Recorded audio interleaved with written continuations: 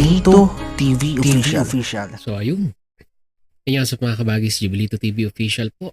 At eto na naman pumuli ang isang edisyon ng ating reaction video, mga kalingap, mga kabagis, no?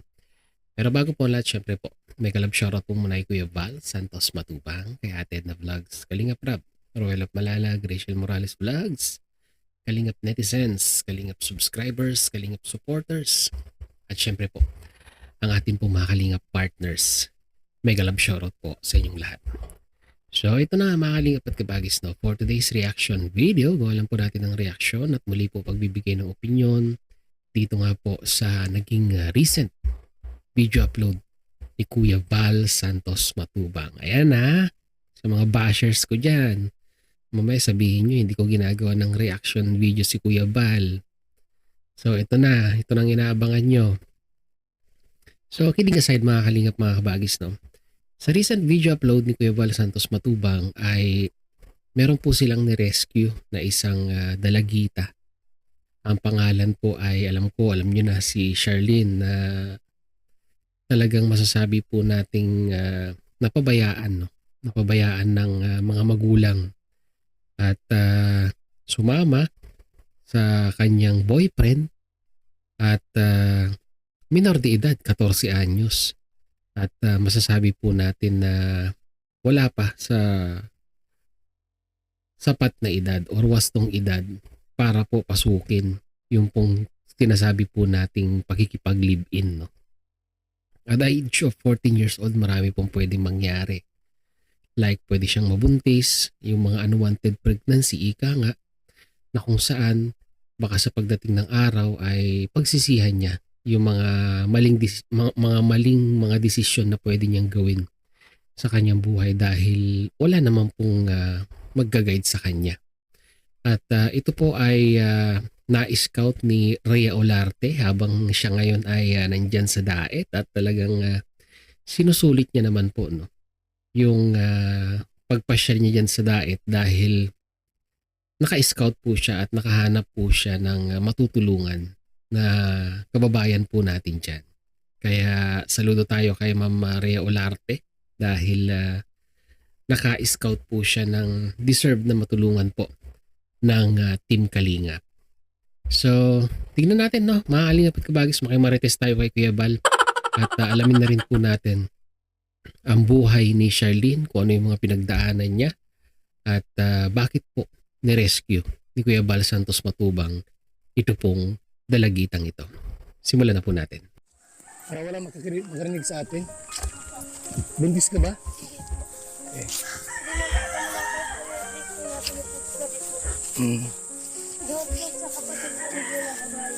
Okay.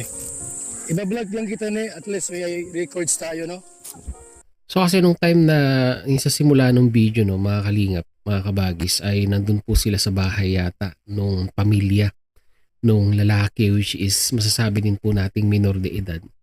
Kaya para makabuelta itong si Kuya Val sa mga tanong niya, ay medyo inilayo niya muna doon po sa bahay nung lalaki at kumuha na rin po siya or nanghingi na rin po siya ng assistance sa barangay, no? Parang sa DSWD, at least kahit papaano po ay maging legal yung pong pag-rescue ni Kuya Val Santos Matubang dito po sa dalagitang ito. So pagpatuloy po natin. Usapan natin dito. Dito lang tayo. Agad engineer, okay ang vlog natin. Mayrik. Ano pangalan mo nga? Charlene po. Charlene? Opo. Charlene pala. Charlene. Ilang taong ka na ngayon? 15 po, ma 16 po sa December 26 po. 15 ka ngayon? Opo. 15 years old na pala. Bakit nakalagay sa title ni Kuya Val 14? December 26 po. 26. 2009 po. Ay, 2010 po. Pinanganak ka. Opo. Biruin nyo yun, mga kalingap, no? Ang agang nakikipagrelasyon ng mga kabataan ngayon. Hindi po katulad nung mga kapanahunan namin masyadong tabu yung edad na ganito para pasukin po ang isang relasyon. Pero ngayon, sa mga panahon ngayon, parang baliwala na lang, no? Asan na yung mga magulang mo? Wala na po. Wala na. Nasaan yung nanay mo? Yan po sa abroad po. Yun ang sinasabi ko po, mga kalingap, mga kabagis, no? Napabayaan ng magulang. Yung magulang, yung nanay, sabi nga po ay nasa abroad at hindi na po namomonitor kung ano po yung galawan ng kanyang mga anak. Nakakalungkot lamang po dahil one of the main reason kung bakit po tayo nag-abroad ay para po sa mga pamilyang naiwan po natin sa Pilipinas para masustain, para maibigay yung mga pangangailangan nila. Pero sa nangyayari po ngayon dito po sa batang ito ay parang kabaliktaran po, no? Ang nangyari. Sa abroad? Opo. Saan abroad? Sa ano po, Japan po. Sinot pa lang po. Japan. O biruin mo yun. Nasa Japan ang kanyang nanay. May tsura po yung bata no? Mga kalingap, mga kabagis, no? At sayang naman po, no? Kung mapapariwara, no? At marami pang pwedeng magandang mangyari sa kanya kung maigagayad lamang po siya na maayos. Kung nag-abroad po yan po sa Qatar. Naglipat na naman po sa ibang bansa naman po. Palipat-lipat. Nag-Qatar, nag-Japan. Ayos gala Hindi ko po ngayon naman po siya. Wala kayong komunikasyon ng nanay mo? Meron po yung chatan na po, call po. Alam ba na nagsama ka rito sa lalaki? Opo. O ba't pinayagan ng nanay? Ba't binasbasan niya yung ganitong setup, no? Na kung saan ay yung anak niya ay pipisan dito sa kanyang boyfriend di umano. Kung ako, di ko papayagan yun. Kayo mga kalinga, papayag po ba kayo? Alam na din po ng policeman po tapos ng... Ano? Alam nila? Policeman po tapos Police- ng... Policeman? Policeman? Opo. Sinong policeman? Yung mga ano po na San Vicente po. Alam na sumama ka dito. Opo. Pero kahit alam ng pulis, minor de edad yan eh. Dapat hindi nila iaalaw na sumama sa lalaki. Dahil yun po yung one of the main reason, minor de edad yung bata. Bakit hinayaan nila? Ano lang naman ang katanungan dyan? Anong sabi ng nanay mo nung nalaman na sumama ka sa lalaking boyfriend mo ito? Opo. Anong sabi ng nanay mo? Wala po. Kung mas... Kung biruin nyo yun mga kalingap, no? Sagot, wala. So ibig sabihin parang pinabayaan na ng magulang or binaliwala na ng magulang kung ano man yung naging desisyon ng anak niya. Which is masasabi po nating hindi pa po, wala pa po sa hustong edad para makapag-decide ng maayos itong batang ito. Kasama dyan ka na lang kung ganyan na ang buhay mo. Sabi sa akin. O ibig sabihin sa mga ganong klaseng sagot ng nanay ay parang nagsawa or talagang pinabayaan niya na. Nasaan ba yung tatay mo? Wala na. Yan po sa... Nagtatrabaho po sa Manila po. So siguro hiwalay na. Hiwalay ba sila ng nanay mo? Opo. O yun, hiwalay nga. May asawa na rin po si mama po. Tapos si papa may asawa na rin po iba. May kanya-kanya na sa So ibig sabihin may kanya-kanya na silang buhay. Tama si Kuya Bal. pamilya. Opo. Sinusuportahan pa po kami ng ama po. Ilan kayo magkakapatid? 6 po. Ayun lang, 6. Pangilan ka? Pang-5 po. Yung bunso ko po yan, dyan po yung mukha. Garo po, kalbay mo. Kasama pa niya yung bunso. Bakit ganun ang naging setup? Saan yung panganay niyo? Andun po sa bahay po. Nagtatrabaho man po yun. Halabas lang po. Sa mura mong edad, 15 years old, gusto mo na bang mag-asawa? Maasawa po ako. Tutuloy ko pa ang pag-eskwela ko po. Nakuning, wag na wag mong gagawin yan.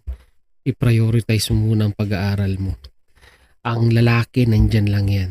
Anytime na gusto mong makipagrelasyon, kung nasettle mo na ang buhay mo, nakapag-aral ka na, nakapagtapos ka na, nakakuha ka na ng, sabihin na nating maayos na naisettle mo na yung buhay mo. Pero ngayon, napakabata mo pa. Huwag mo munang isipin yung mga lalaking yan. Diyan na po sa pabahay. Sigurado mo itutuloy yung pag-aaral mo. Opo. Kasi nagpunta po sa akin yung kanina po yung maestra ko po. Ay, kanina pong umaga po. Mahirap po yan, no? Mga kalingap, mga kabagis, yung mga ganyang klaseng setup na sasabihin na pagsasabayin ng relasyon tsaka pag-aaral. Pag nabuntis tong batang to tapos nagkaanak na ko, priority mo na yung bata, makakalimutan mo na yung pag-aaral. Kung magda-drop na po ako kung yan na. Kasi po ano po kami na, Meron ka bang problema sa... Saan ka ba tumitira dyan sa isang pabrika? Kaninong bahay yun? sa amin pong bahay, ginagawa pa lang po yun. Yung kabanga po, ginagawa pa lang po ni Papa kasi nag-uwi po si December po. Hindi kasi tama yung sa ganung edad mo. Correct. Makikipisan ka doon sa lalaki, hindi Tama. makakasal. Nagtatabi kayo matulog? Hindi po, gabi po yung kapatid po niya po, na babae po, yung palagi ko pong kasama, matulog po Pero gabi. hindi maiwasan na baka walang Hindi araw, talaga may iwasan yan, Kuya Bal. sisipingan ka niya tapos pupukis ka. Sa ganung Hindi naman po ako ginagalaw po. Madali lang sabihin sa una yan, pero hindi natin masasabi sa bandang huli. Aram niya din po. Ngayon. Aram niya po. Ngayon, Tama si Kuya Bal. Hindi pa man niya po baka hindi ka lang ginagalaw. umamin, Hindi pa man po ako ginagalaw, maski ano po. hintayin mo pang gagalawin ka, Hindi po. tapos magkaanak ka. Hindi po alam niya, nagsabi man po ako sa kanya na mag-aaral muna po ako, sabi ko sa kanya. Kasi pag ginalaw niya yan, panigurado yan, pasok sa banga yan, child abuse yan kung nagkataon. Bakit sasama ka dito sa boyfriend mo? Wala po, kaya niya man po buhay ko po, papaeskulahin niya po ako. Ayun lang, pinangako ang pag-aaralin na yan na nga ba sinasabi ko eh. Papangakuan ng mga bagay-bagay. Kumbaga parang itong batang itong si Charlene parang kumakapit na lang sa patalim para makasurvive sa araw-araw eh. No? Dahil nga, ayan, wala nang naggagabay na magulang sa kanya. Kaya ito na ang nangyari. Ano ba ng boyfriend mo? Ano po, tower po. Anong tower? Yung ano po, para ragpas po sa mga ano po ng tower, yung ano Ano, cell site? araw po sa tower. Anong gawa sa tower? Yung para putol po ng mga nyug po. Yung may nasasabit na po ng kurente po. Yung ano ng tower. Diyan po, araw po sa San Vicente po. Ilang taon na yung lalaki, boyfriend mo? Ano po, 17 po. Alanganin yung sagot. Mga 18 po sa December 29 po. Wala siyang permanent na trabaho kasi minor de edad pala yan.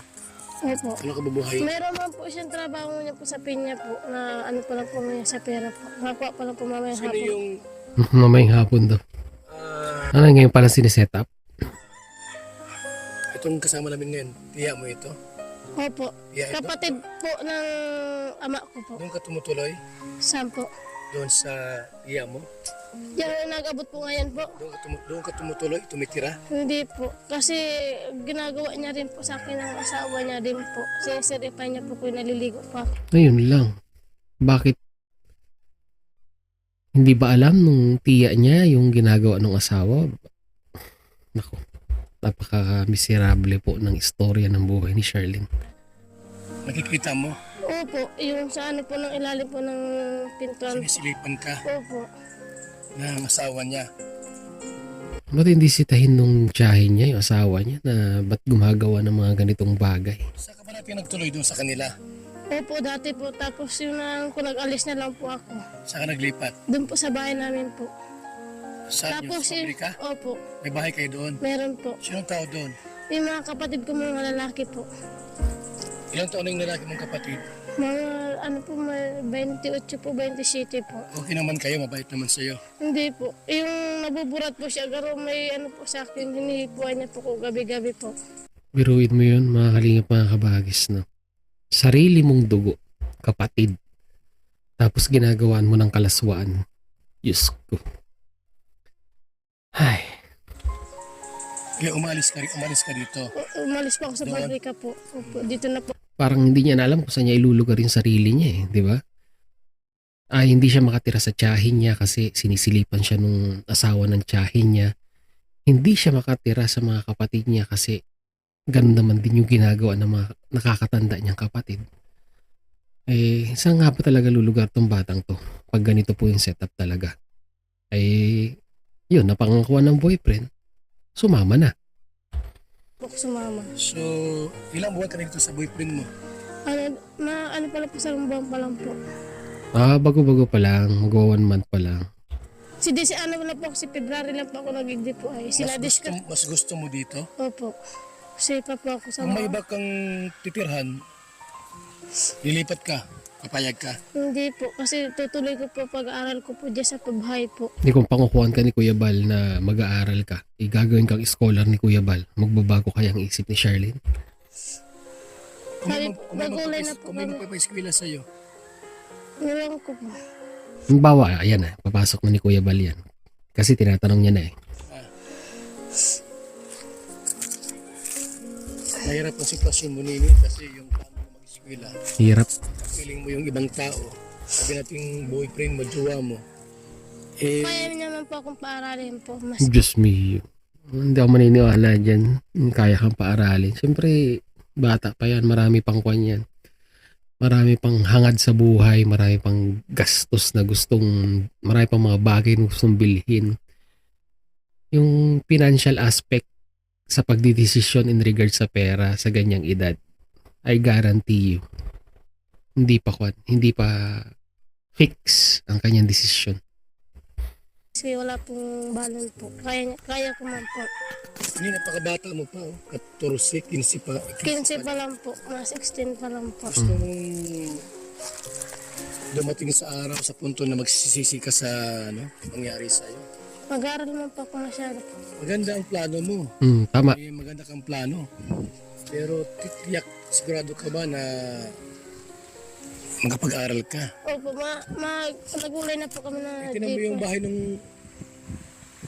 boyfriend. Sa part yung sa simula ng video, makita niyo po yung bahay, barong-barong lang eh. Tapos, sa tingin ko po hindi masusustain ng lalaki yung pangako niya na pag-aaralin siya. Kasi syempre mas ipa-prioritize niya yung sarili niya. And at the same time, yung pangangailangan ng kanyang pamilya. Kaya yung pangakong yan, malaki ang chance na mapapako yan. Makinig ka kay Kuya Balning. Friend mo. Hindi naman po sa kanila, duman po sa kabila po yung dito po na ano. Diyan lang po na ano po. Tinan mo yung bahay ng boyfriend mo. Parang mahirap din ang buhay. Opo, mahirap din pa buhay ngayon po. Paano kanya papaaralin? Tiyak ka na yan ang magpapaaral sa'yo. Opo, kaya ko man po maski ano lang po. Maski may pong balon. O bakit sa boyfriend ka tutuloy? Wala po. Walang ibang pupuntahan. Oh, yan na. Kaya nga nasa lighthouse na ngayon eh. Nabago yung pananaw niya sa buhay. Pumagal, maski ano po. Ito na yata yung tinawag ni Kuya Bal, representative sa barangay.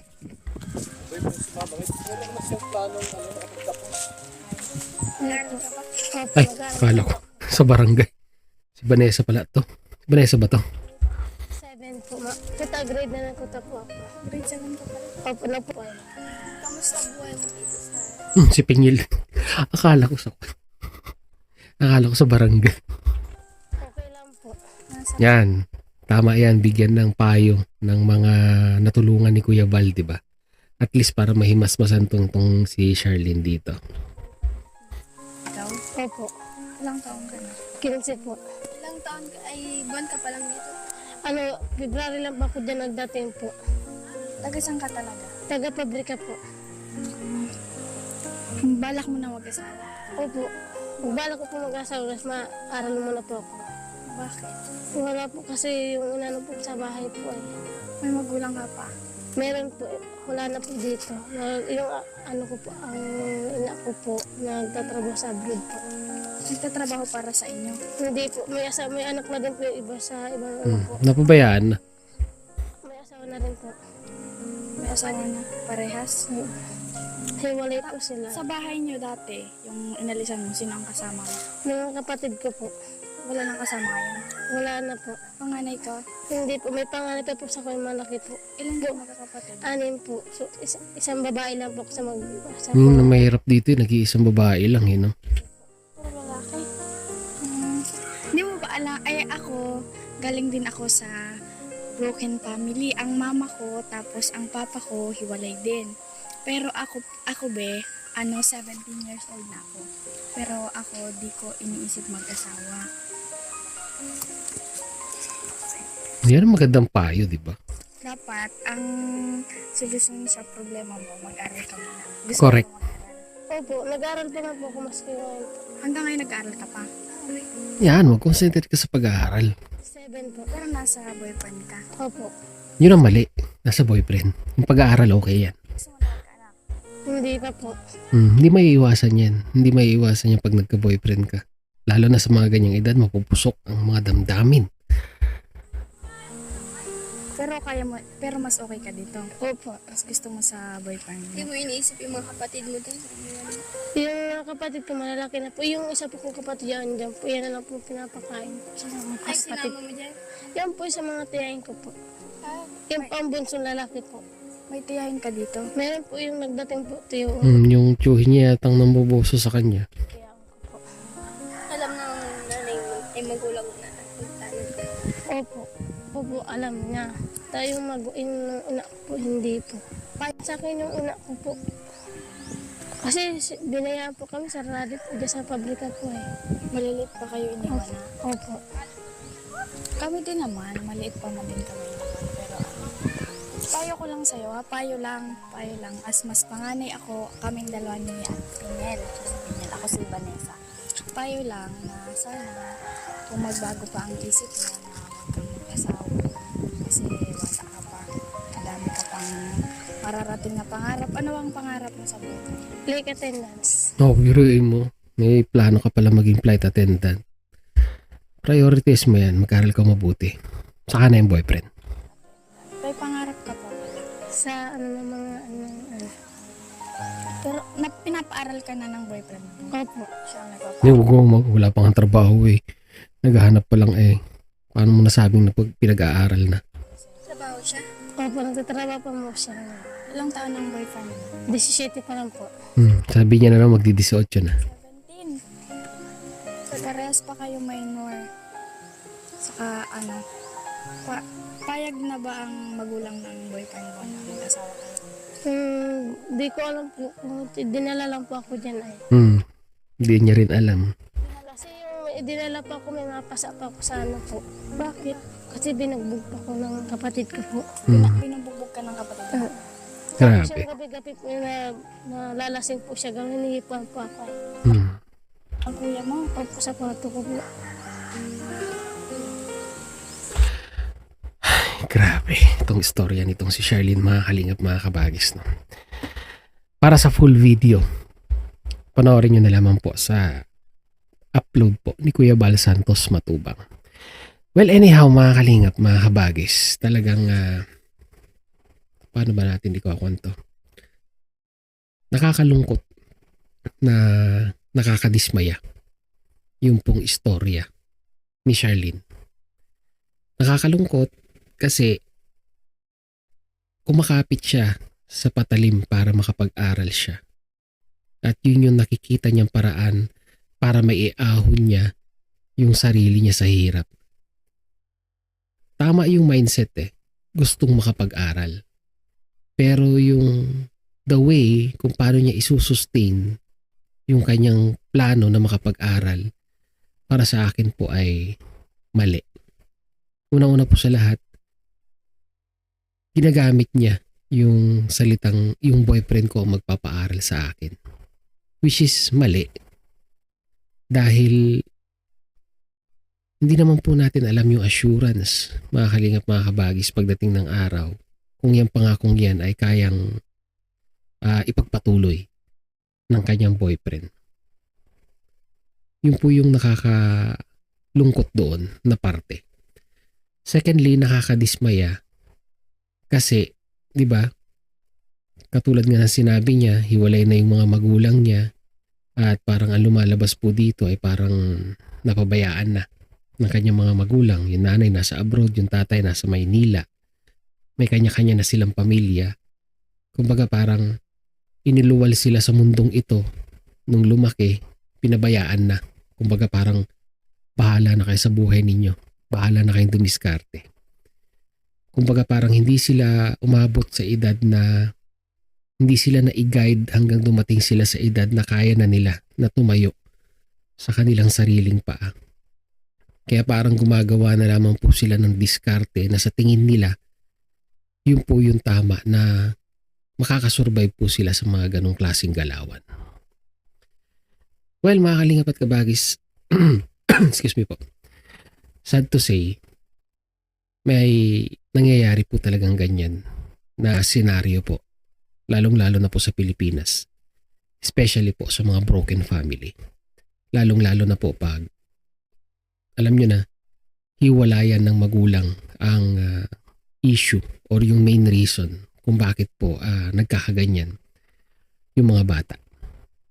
At mabuti na lamang po, no, na-rescue po ni Kuya Bal Santos Matubang ng Team Kalingap itong batang ito, na bago po ang kanyang pag-iisip, na bago ang kanyang desisyon, at ngayon po nasa lighthouse na, no, mga Kalingap, mga kabagis. At sana yung pagpunta niya sa lighthouse ay ma-enlighten siya.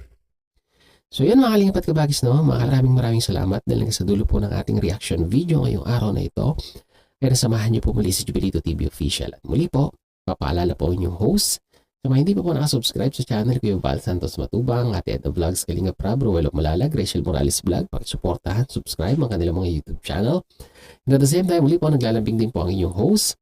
Sa mga hindi pa po nakasubscribe sa channel ni Jubilito TV Official, ay pakihit naman po ang subscribe button at ang notification bell para maging updated pa po kayo sa mga darating nating reaction videos. Ganun din po, pakifollow and like ang ating official FB page na may title pong Paksa ng Buhay, Aking Gabay, na may red banner pong Jubilito TV Official. Once again, this is Jubilito TV Official, proud member po ng Team Koos at ng Karepa Year 2024. As I always say, mga Kalingap and kabagis, peace, God first. God bless po. Bye-bye!